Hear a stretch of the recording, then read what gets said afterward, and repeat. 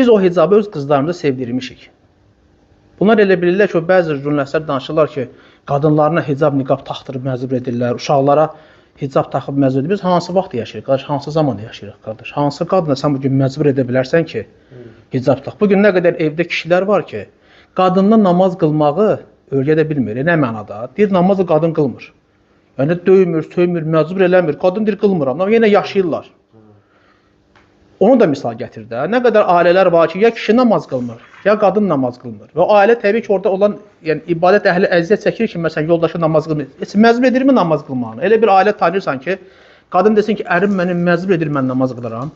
Və ya qadın desin ki, ərim məcbur edib hicab taxıram. Vallahi gəlsinlər soruşsunlar bizim qadınlarımızdan, qızlarımızdan. Onlar deyəcəklər ki, biz bunu sevib edirik. Çünki biz bunu onlara sevdirmişik. Bu bizim dinimizdir. Biz uşaqlıqdan öz övladlarımıza bunu öyrətmişik. Bugün övladlarımız, istər oğlan uşaqlar, istər qızlarımız, qardaş bizi namaza qaldırırlar.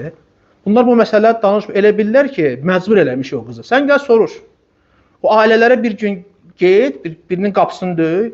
Bilən ki, sənin evdə hicablı qızın var. O qıza sual ver. Bilən səni məcbur edib taxtırlı, yoxsa özün istəyirsən, deyəcək, özüm istəyirəm.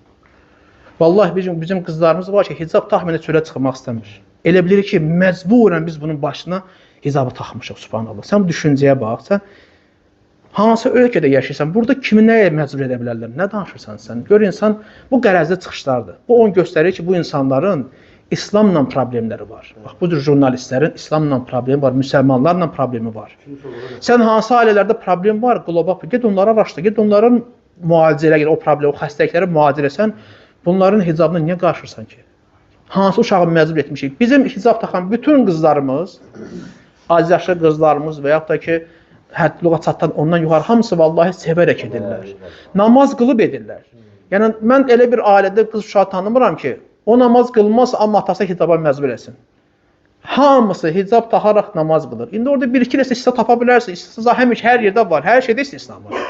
Lakin yəni, bunlar məsələnin kökünü dəyişmir də. Hamısı sevərək edir.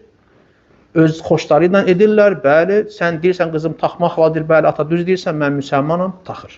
Heç kəsi məcbur etməmişik, zorla, ey qızım, bu başıva tax, belə söhbət yoxdur.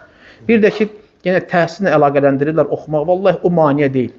Nə qədər hicablı qızlarımız var ki, qardaş, sən gedib bax, məktəbdə ən yaxşı oxuyan qızlardan biridir. Olimpiyadalarda ən yüksək dərəcə toplayan qızlardandır. Universitetə bax, qəbul imtahanlarına bir dənə sən bax, hər il göstərir. Nə qədər hicablı qızlar var ki, yüksək bal toplayıblar. Təhsilə mane oldu? Yox. Ona görə deyirəm ki, başın üstəkinə fikir vermir, başın içindəkinə bax. O hicabın altındakına sən nəzər et. Gör, onun başında nə var?